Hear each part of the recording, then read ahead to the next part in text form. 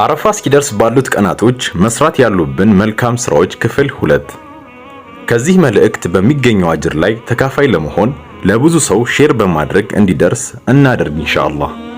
አምስተኛ ሰደቃ በመስጠት ላይ መጠናከር ይኖርብናል። ምክንያቱም ነብዩ ሰለላሁ ዐለይሂ ወሰለም በሐዲሳቸው እንደነገሩን ሰደቃ ወንጀልን ታብሳለች ልክ ውሃ እሳትን እንደምታጠፋው ብለውናልና ሰደቃ በመስጠት ላይ መጠናከር አለብን ኢንሻአላህ። ስድስተኛ ተክቢርና ተህሊልን ማብዛት ተገቢ ነው። ሰሐባዎችም በእነዚህ ቀናት ውስጥ ተክቢርና ተህሊል ያበዙ ነበር። በአሁን ሰዓት ግን በጣም ከተረሳ ሱናዎች ውስጥ አንዱ ነው።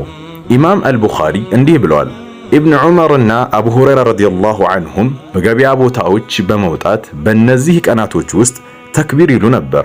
ሰዎችም በእነሱ ተክቢራ ማለት ተነሳስተው ተክቢራ ይሉ ነበር።